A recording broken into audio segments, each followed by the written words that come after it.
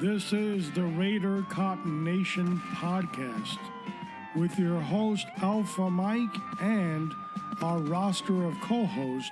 We patrol America's law enforcement beat. We invite you today on a ride-along. Now, here's your weekly briefing on Raider Cop Nation.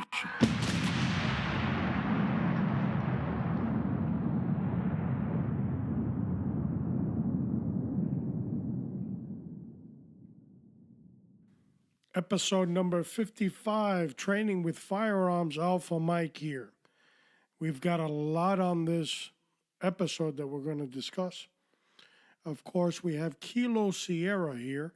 He's going to bring us to a different level now on our firearms training, not only downrange, but at home. That's right. At home, not even firing one shot, you can train at home. He's going to cover that. And of course, our trusted friend, Pistol Pete, the gunsmith, will be with us, and he's going to discuss cleaning rifle and shotguns, how easy they are. It's not very difficult, and he'll talk us through that application of the podcast. You know, I love coming out here because not only am I a Second Amendment fanatic, I love guns, but I like to talk to those individuals and those professionals that like the subject as well. If we look at the history of firearms and concealed carry, which we're bringing that series up as a test for our audience, it's coming when? In the back? January, correct, of 2019. We have a 6-part series on concealed carry, and we're going to talk about who, what, when, where, and why, and how on that concealed carry concept. But concealed carry was first implemented from Florida back in 1987, and it became very specific on how to carry. Prior to that, people were basically transporting in a vehicle or from their conveyance one to another without really a license or a guideline. The state of Florida got smart and said, well, this is great, but we've got to have rules of engagement. So in 1987, those rules were created. More on that concealed weapons course or episode, better said, will be forthcoming in January. But I want to use that as the foundation. A lot of what we do today in training in firearms, of course, you have different elements or aspects of that training. They are the beginner, the novice, the intermediate, and the advanced. All of them are totally different, and they have different platforms, and they have different, of course, levels of training. But taking into consideration those individuals that do the daily carry, there are so many things that they might be overlooking in the daily carry. So we want to start you off with training in firearms, if you're new, and start progressing it more and more advanced. And you're going to start to see what exactly we're talking about. So I'm excited about this 3-part series. This is number 2 of 3, and I'm eager to get into the mix of things. We have Kilo Sierra coming up first, and followed by Pistol Pete the gunsmith. We always have the conversation for you, and we also have reasons why we bring up the conversation. I've always said why. We bring up the conversation because simply you can train up on so many elements, but you've got to also train up spiritually. The good thing is that we have somebody that's in our corner 24/7, 7 days a week, never fails, never sleeps, never lingers, always there at the ready. But in order to partner up with him, there's a procedure to do that, believe it or not. And the procedure is spelled out in the rule book, which is better known as the Bible.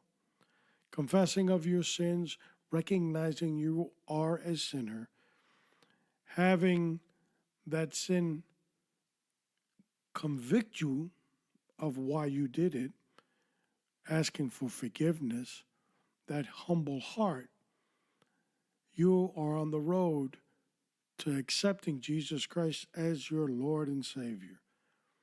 After doing that and praying that simple prayer with that broken heart of asking for forgiveness, He is faithful to be your partner, your God, and your guide. He will take you through a most difficult journey, He has told us, but a faithful journey, that the reward at the end is a splendid crown that we can wear with Him in eternal life. Sounds like a superhero comic book? Well, it's not. The scripture from beginning to end of all 66 books is real. God authored each page. And as a result, once you have Him in your life, He will explain each page to you so you never fail. How in the world do you contact yourself with our world, the nation, the Raider Cop Nation? Well, you type RaiderCopNation.com. That's one way. We're also on Facebook. You can look us up as Raider Cop Nation on the Facebook angle. On Instagram, we're there as Alpha Mike, I believe. And more importantly, on Twitter, it's at Nation Cop. At Nation Cop.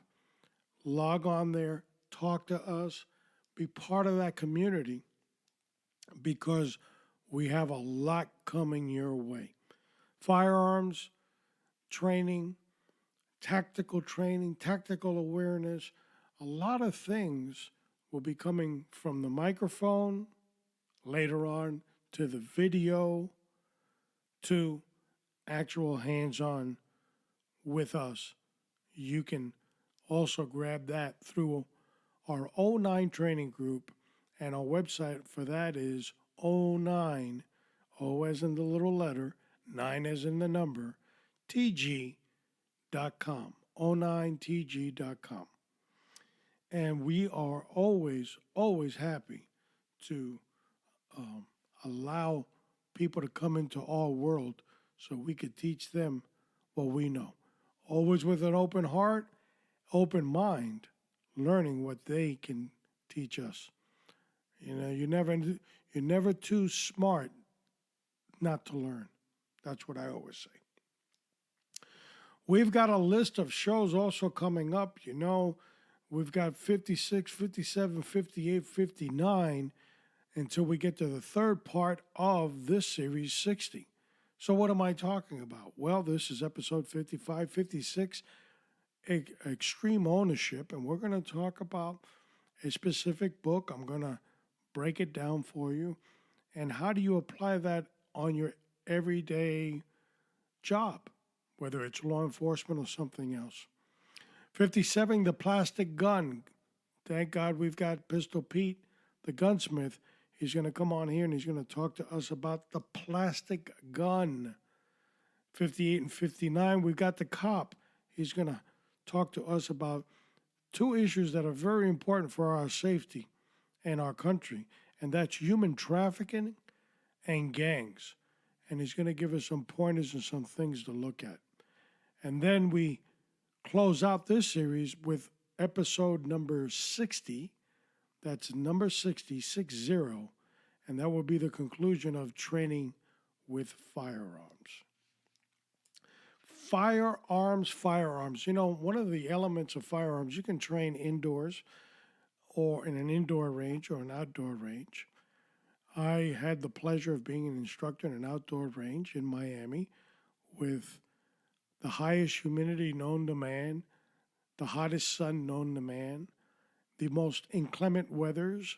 It would be 99 degrees, pouring sun on top of your head. You could fry an egg on the sidewalk, and when you blinked your eye once, there was a huge cloud over your head, pouring rain over your head.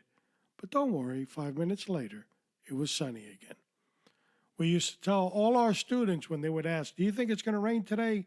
We always knew what the weather report was going to be. It was hot, cloudy, with a chance of rain every single day. And that had a lot of challenges too.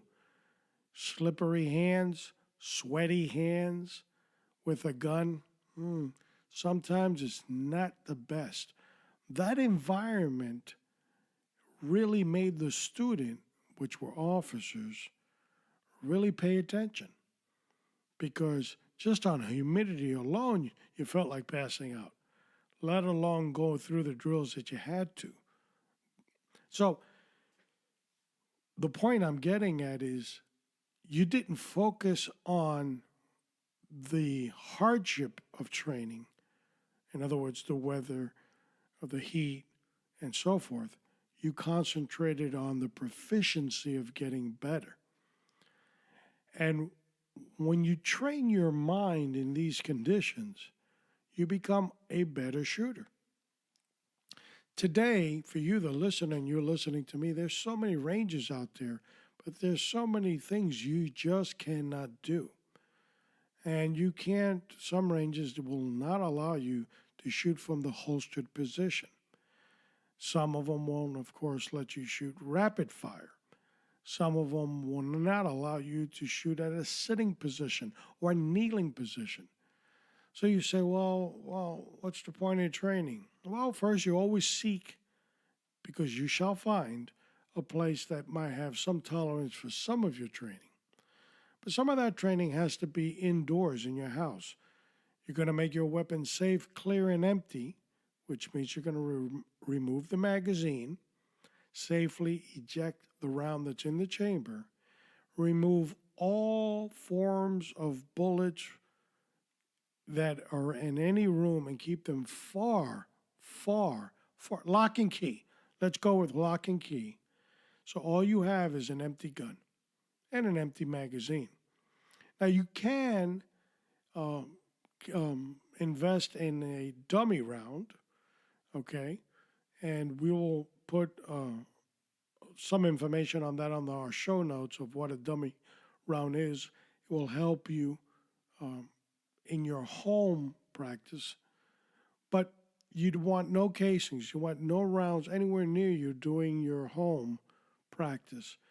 And of course, Kilo Sierra is going to take us through that event today, but it can be done. We're going to post especially 2 products that are out there that teach you to be a better shooter with an empty gun, with the actual gun you're using.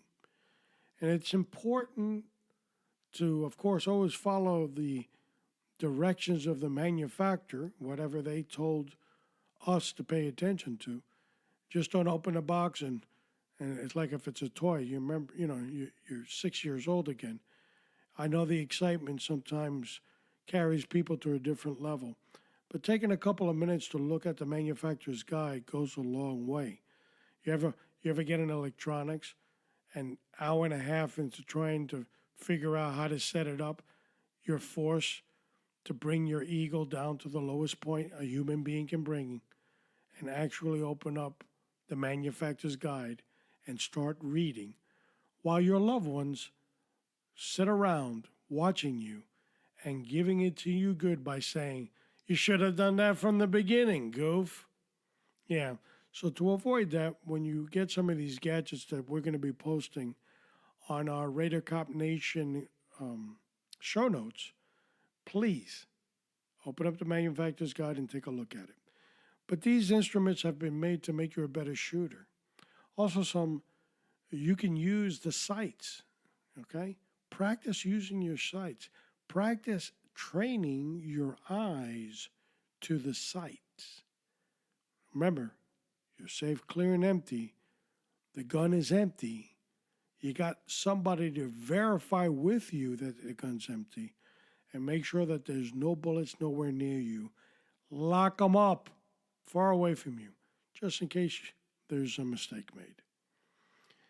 Firearms training in. It's an exciting subject. It's one that I love, and I'm looking forward to today's episode.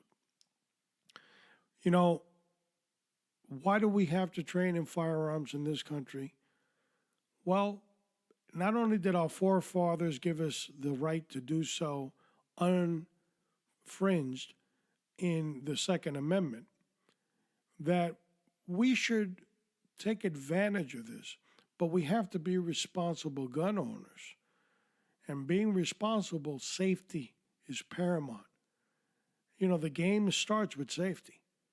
Imagine being part of a football team and you show up to play and you're on the scrimmage line, you forgot your helmet. You're not going to be very effective after the first hit. So you have to have safety in mind in everything that you do.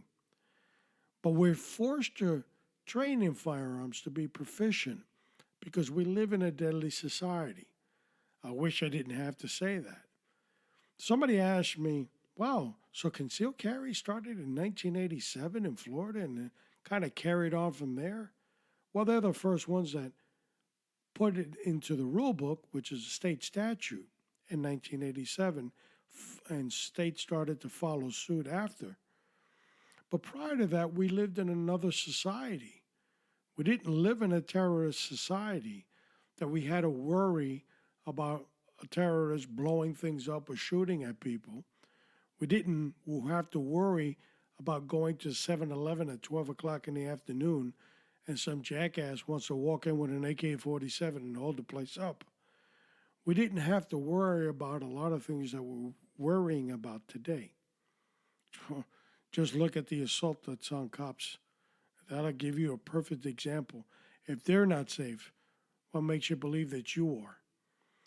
So making the call and raising our hand to saying, I believe in the Second Amendment, I believe in this cause so much that I will purchase a firearm and I'll be a responsible gun owner, means not only safety-wise and reading the manufacturer's guide, but also in training. Now, training is like footwear. One size just does not fit all. There are specific guidelines for training, especially as a beginner, that everyone follows.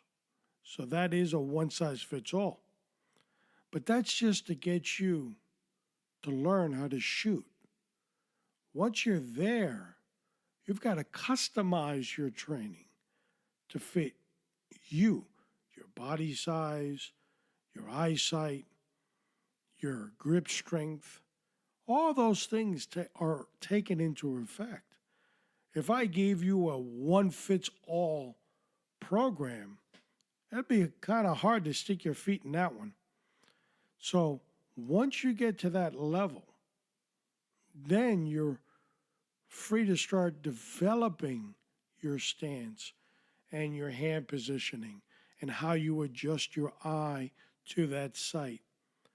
All these are motor skills, a lot of them, and you have to train up your brain. Thousands of repetitions, your brain does it automatically. For example, if you train your eye to look down the sights as fast as possible towards the target, focusing on the front sight, but you train your eye, you could shoot with your eyes open and you don't have to do the old pirate shooting, one eye open, one eye closed. But it takes thousands of repetitions to get to that. It's not a quick fix. You don't go to the shooting range on Saturday, sharpshooter on Monday. It takes a while to get there. Patience and perseverance will get you there. And most definitely, an open mind of learning is most important. Yes, I know, I know. I've been on YouTube too, and there are thousands upon thousands of gun experts there. But be careful what you see. You might start to believe it. We have some very disturbing pictures that we may post on our show notes. I still got to review them. And there's nothing right about what we've copied. But the reason we've copied them is because they're training tools. So be careful what you look for. Not everybody really knows what they're talking about. We will, by the time we finish this series, we're going to post probably about 5 or 6 of our favorite YouTubers that we regard as firearms experts. These people are at the top of their craft, and I have no reservation of placing them on the show notes. That will slowly start to happen. So, I don't know about you, but I think I'm starting to hear in the background some typing, and sometimes that tells me Kilo Sierra, always the key eye private investigator and range master, is somewhere nearby. If you listen closely, yep, that's him. He's on his way.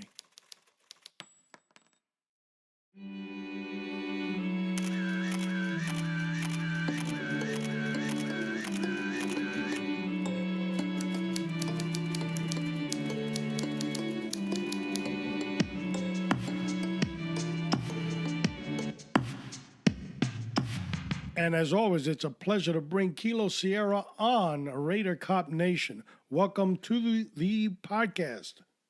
Thank you so much for having me. I greatly appreciate it. Listen, it was a tremendous interview, our first part series. You brought our listeners up to that standard. Now, I know if the people are a little bit more advanced and they're more capable of shooting, maybe, well, they weren't too excited about it. But remember, like everything, even if you're a listener, you've got to start at that novice level. You got to bring the rest of the class up to everybody's level. Absolutely. And we're definitely getting there now. Now, just to recap a little bit, if you can, just tell the listeners what kind of we spoke about last time. Sure. And then we'll head into the new subject. Sure. What I stressed last time, of course, safety is tantamount. I always want to start off with safety, whether you're the intro or the novice or the expert. Safety and safety redundancy is key. So with that being said, as I indicated before, that when I start my students off, if either they're novices or they might have had some training and they want to become more proficient, regardless of their previous level of experience at that beginner level, I'd rather start everyone on the same page to ensure that once they have the basics set, we can then together move on to the next level. So all my students are on the same page, because I'm fortunate enough to have many of my beginning students subsequently come back to take more of my courses. Yeah. So that's what I do. I'd rather have everyone start on the same page, and that way when they come back, we can incrementally step it up a notch. And it's a great idea. We got everybody on the same page. Correct. Now, well, we talked about, the trigger control, the sight picture, and so forth. Yes. Today, we're going to look at something a little bit more odd. And the reason it's odd, if I'm not really proficient in weaponry or firearms, I might not know that I can actually train every day at home without shooting one bullet. Most definitely. So if you can bring our audience into how do I train at home? Sure. And I actually recommend that with many of my students who start. So what I recommend is, of course, you have the safety essentials, which is tantamount. And once they get those essentials, I indicate to them, look, there's an option that you might want to undertake, because many of my students, yes, some want to become more proficient target shooters. However, the vast majority of my students want to move up so that they eventually incorporate a home defense plan or self-defense plan, either home defense or a concealed carry. So what I tell them to do, or I advise them to do, is you can actually practice safely in your home by a variety of techniques. A lot of techniques you can utilize. If you utilize your own firearm, first, a tantamount, it must be rendered safe. No ammunition at all within the vicinity, and I recommend the same thing when individuals clean their firearms at home too. So no ammunition in your vicinity, and extremely tantamount, no distractions, no listening to music, no TV blasting, no stereo, nothing. You, like I indicated in my previous interview, when you have the firearm in your hand, it's always considered loaded, but that is the most important thing in your life at that moment in time. Correct. So what I like about instilling that idea is that then the student starts to incorporate that idea not only on the range, but they start to get used to that when they handle the firearm wherever they're at, wherever they are. Yeah, exactly. That discipline, correct. So at home, what are the things I stress if you have if your tactic or your plan is for home defense? One of the first things you need to figure out is what I call your zones of fire in your home, meaning that if you are forced to engage somebody in your home environment, if you have no other option but to use your firearm in self-defense, regardless of what it is, if it's a handgun, shotgun, rifle. So we're not even there yet. We're just saying just an engagement. As an individual in your residence, since every residence is different, you must determine which areas you can fire and which, God forbid, you miss. Okay? There's the least potential for any injury for any individuals or any other structure outside your home. Minimal risk. So if all of a sudden someone breaks through your front door and you decide to engage, let's say, and your state allows you to engage at that point. But what if your front door, you live right in front of a daycare center? Obviously, you cannot discharge your firearm. It would not be prudent to discharge your fire. So those are the things that first and foremost, before even practicing, I recommend the individual needs to figure that out before they go through the drills, because practice, the repetition, it takes thousands of repetitions to create a reflex. So I want to make sure that the student, once they start practicing with some of the recommendations I'm going to talk about in a minute, that they do it initially understanding where they can and can't point that firearm in their own home. Excellent point. Okay, that's the first thing I do. Well, I term it, of course, other instructors probably have other names for it, but I call it your zones of fire. And so the student, I tell them, listen, first, figure out where your zones of fire are. So let's assume that the student sits down and figures all that out. Okay, then they say, okay, I can point here, point there. Now, some of the things I recommend is obviously your weapon being safe. Okay, number one. Dummy rounds like snap caps are very effective. Also, laser inserts.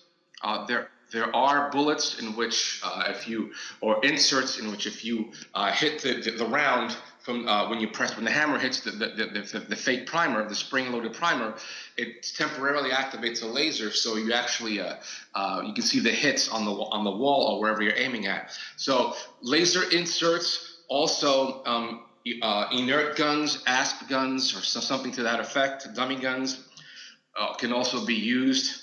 I also recommend, assuming that you have eye protection and assuming that your state allows this, I'm a huge advocate for airsoft also.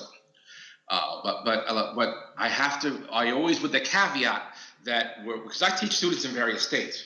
So I would ask the student, make sure that you are allowed to discharge airsoft guns in a residence.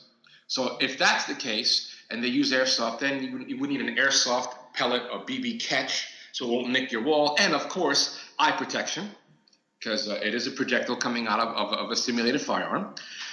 But I like airsoft also because with the higher end models, you have that recoil with the airsoft. And that's something that I think is great. And also, to add to that, I also recommend if the individual uses airsoft, the black BBs, not the white. Reason why is that if you use airsoft a lot, you can actually start cheating and follow the white BB down its path, where the black one you can't. It's harder. So those are some of the things. So simulated firearms like ASP or airsoft, or if it's a real firearm with laser inserts, and in practice your maneuvers, kneeling behind some type of cover, figuring out tactically where you're going to bunker down in your house. It all depends on your state laws. Excellent point. And I just want to add Yes. to include the family. Oh, most definitely. Yes, exactly. The home defense courses that I teach, that we pretty much are huge advocates of that, where, in my opinion, individuals that want to incorporate a home defense plan needs to practice those techniques and those tactics just as if you were practicing a fire drill. So the whole family has to get involved. So, and you need to find out what areas of what rooms, tactically speaking, you're going to use as a safe room. I talk about safe rooms, what's required in the safe room, and I really go into detail regarding that in a lot of my courses. Excellent points. Kilo Sierra is taking us to a different level. I love it. Now let's look at, I'm downrange. I'm on the range now. And I've maybe shot a couple hundred rounds downrange. I'm a new shooter. What can I expect as I start advancing? Okay, well, as you start advancing, for the most part, when most individuals take entry-level courses, like I indicated before, the safety is tantamount, and at that juncture, target accuracy is sought. So that way you understand the basics of sight alignment, sight picture, trigger press, breathing, so on and so forth. And many of those courses also recommend that shooting be done at first initially on like a shooting bag or a platform to stabilize your firearm so you can really concentrate on the basics, and subsequently move to the standing position, like isosceles position, for example. So now, however, the more advanced you get, when you have an understanding of those basics, what I like to do is slowly add a couple of little nuances. The first thing I like to add is a little bit of movement. So, because movement is key, because when a firearm comes out, in a real situation, when a firearm comes out, there's going to be movement.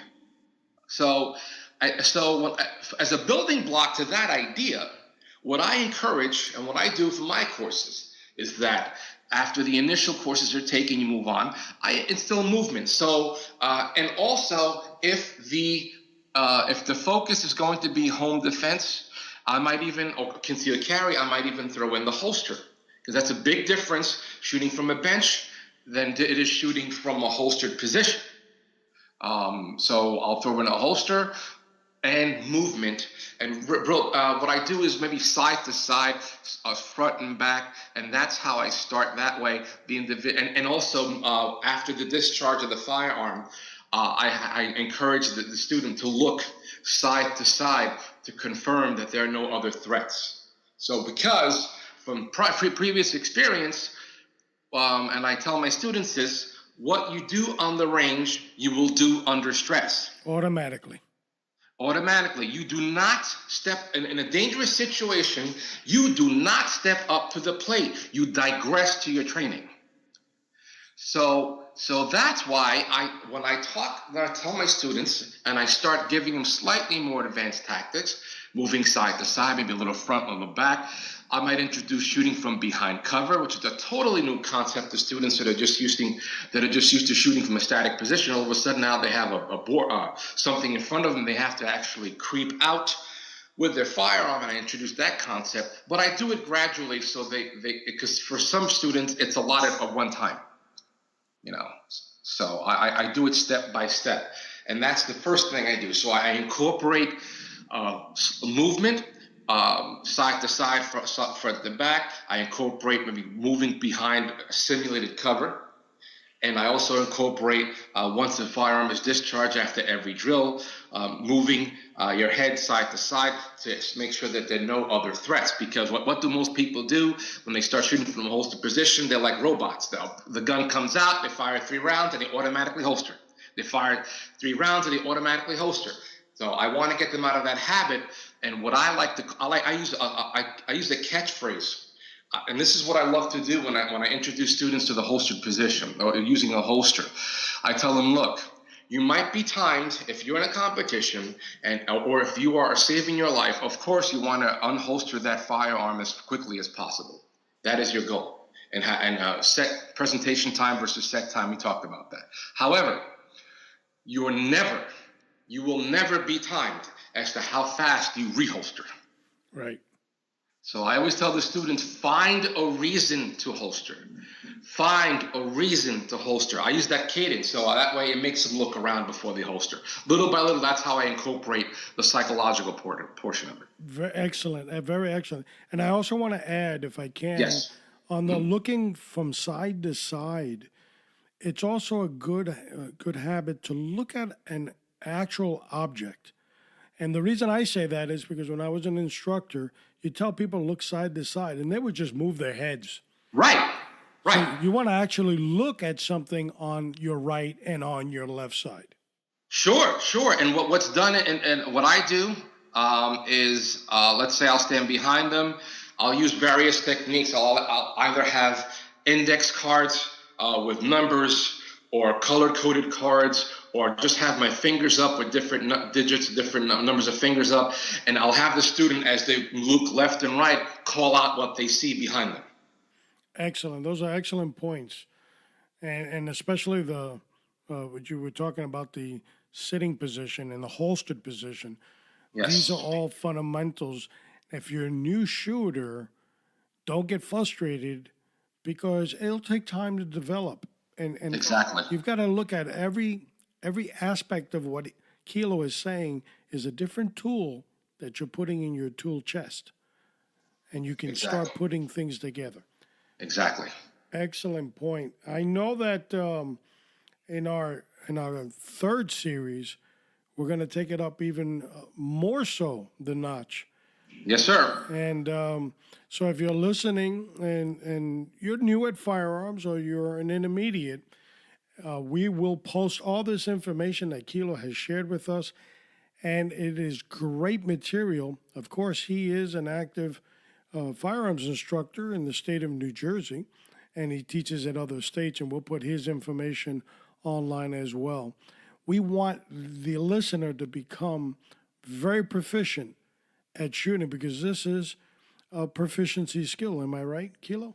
Yes, sir. It's a perishable skill. Yeah. So I encourage people that once they start to continuously practice. Yeah, practice, and when you have some more time, practice again. Correct. That's Correct. philosophy. Correct. Thank you for taking us on this journey. As usual, we are blessed with your expertise, and we look forward to number 3 of the last part of this series. I'm looking forward to it. It's going to be fantastic. Thank you. Have a blessed day, and thank you for being part of the Raider Cop Nation. Thank you very much, and have a blessed day.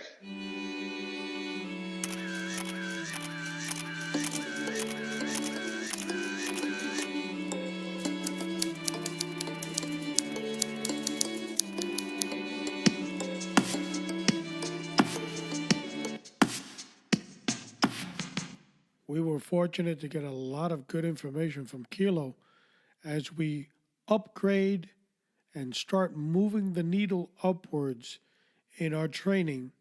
Episode 55, Raider Cop Nation training with firearms. Training with firearms. So we're not going to waste any time. We're going to get straight to the man himself. Let me go knock on the door and see if he's ready.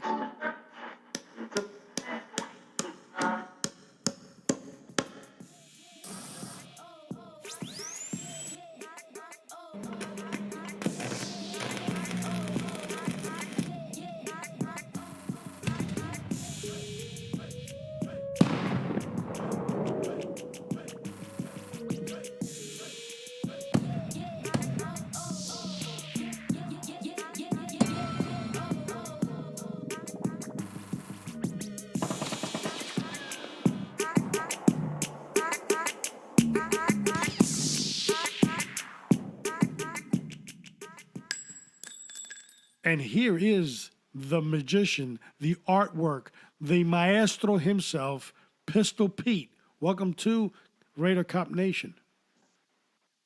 Why, thank you. It's a pleasure to be here with you again. Well, this week, I know last week, just to recap, we talked about the revolver, we talked about the semi-auto, and the process of cleaning and so forth. But this time we're going to go to a little larger guns, and we're going to pick on two specifically, which is the shotgun and the AR. Carry us, if you can, through the journey of how I just shot this brand new shotgun. It was a great feeling, and it's time to clean it, and I have no idea what's the first thing I need to do. Okay. As we spoke about when we did the revolvers and the semi-auto, the first thing you need to do is make sure that that weapon has no ammunition in there, okay? Safety is paramount, and that's the first thing we're going to do is make sure that the magazine tube has no live ammunition in there, okay? Correct. Once we've done that, and we're totally satisfied that there is no ammunition, we're going to rack it a few times to verify that there's nothing coming out. Once we've done that, we're going to put our weapons on safe. We're going to put the safety on. And usually they have a nut right where the magazine tube is. There is a thumb nut. Okay, some people want to put it on their gorilla tight, but it just has to be hen tight. Right. And we're going to loosen that. We're going to loosen that nut. We're going to bring the hand guards to about halfway up the forend. We're going to bring it about halfway up on the magazine tube. And once we loosen that nut, that barrel should come right out. Okay. That's it. That's as far as we're going to go with the disassembling of it. We're going to be able to clean the inside of the barrel well. We're going to clean the chamber well. And we're going to be able to take care of the front of the firearm. Well, and again, if you're trying to relate to what he's saying, we're going to have on our show notes, like we had last week, a more specific detail and pictures, because pictures go a long way in today's society. Oh, yes. Yes, they do. I love pictures. Now, of course, I disassembled my shotgun. Now, when I'm ready to put it back together, same way, right? Exactly the same way, just go in the opposite direction. You're going to bring the forend tube about halfway. You're going to bring your barrel and put it right around that magazine tube and drop it until it seats all the way. And then you're going to take that nut and screw it back on. Again, don't put it on there gorilla tight. It just has to be a little tight. Now, shotgun is pretty much easy. It's not very difficult to do. They're very durable. I mean, these things were built for punishment. They're workhorses, yes. Yeah, they are. They're workhorses. And that's why people love them. So, but when it does come time to clean them, you've got to know how to disassemble. And of course, cleaning with any type of solution that's out there. We're not really going to recommend a specific solution kit, but hey, all you got to do is go to the library itself, which is called Google, and you'll find plenty of solutions and stuff that you can use. Now, I'm going to transition to the big boy, where you have to graduate and go into college now, and that's the AR platform. I just finished playing with the AR. I shot up a bunch of rounds, had a great time. Now I'm looking at this thing and I don't know how I'm going to clean it. Well, it's not really all that difficult. Okay. The AR has, again, it has a magazine. We want to make sure that the magazine is out. There is no firearm, there's no ammunition anywhere around the firearm. Make sure you put it in a separate room, far away from where you're at. Yes. Once you've done that, you got to pull back on the charging handle and make sure that the chamber is empty. It's kind of tricky because it's only through the dust cover that you're able to look inside and see the chamber. Okay, so stick your head in there and take a good peek. Make sure that you have no ammo in that chamber. Once you've done that, then it has at the rear of the AR-15, it has what they call a pivot pin. You depress it from the left to the right, and that should make your firearm be able to pivot upward. Once it pivots upward, you can take your charging handle and pull it to the rear, which will expose the bolt. The bolt is basically like the slide on your semi-auto firearm. Your bolt is what goes back and forth. It's what has the extractor, the ejector, the firing pin. It houses all those different things in there.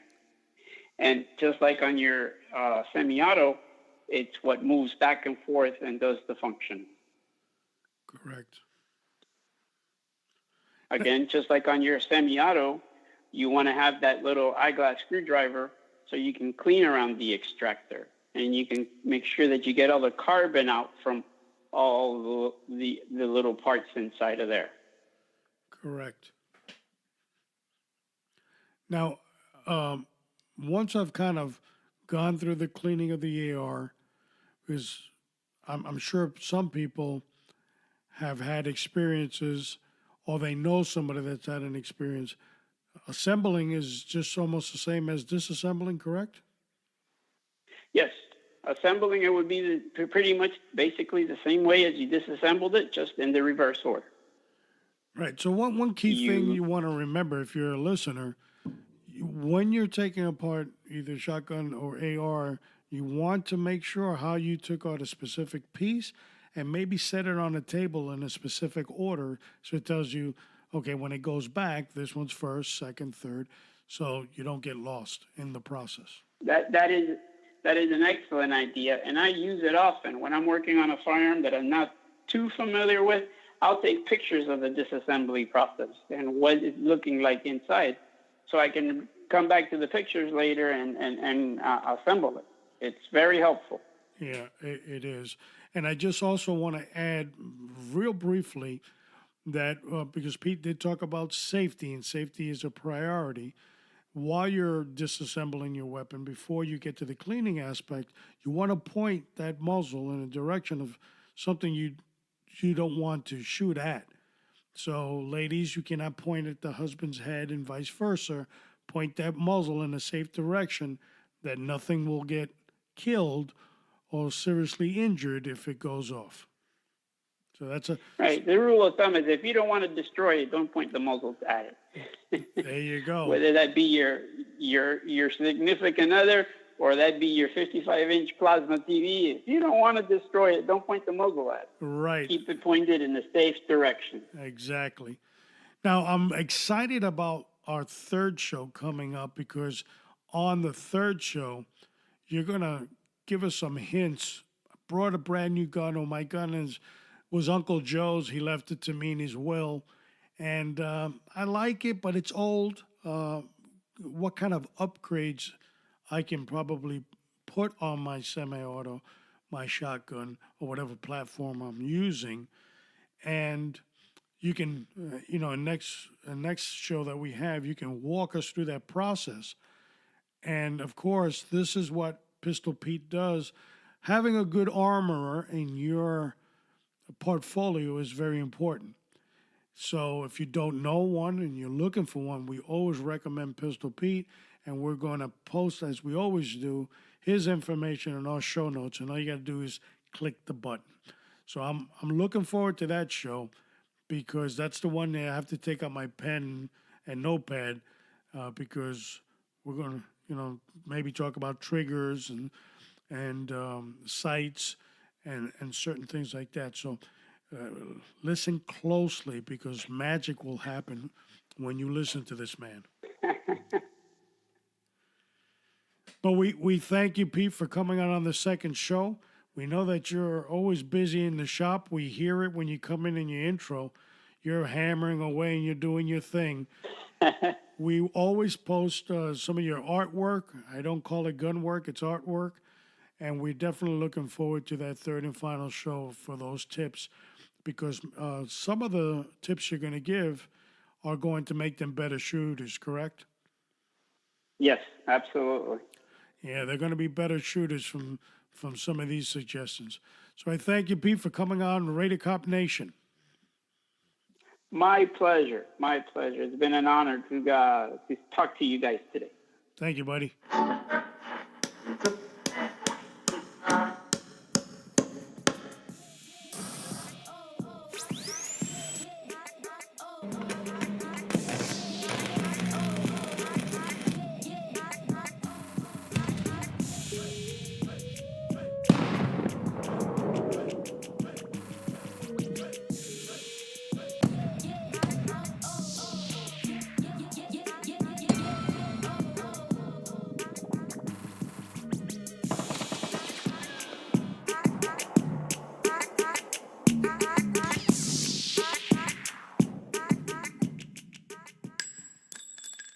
And just like that, Pistol Pete has gone back to work. Again, you have to be safe, clear, and empty. We can't say it enough. Whenever you're dealing with a firearm, whether it is loaded or not, you always treat it as if it was loaded. We learned a lot in this segment today.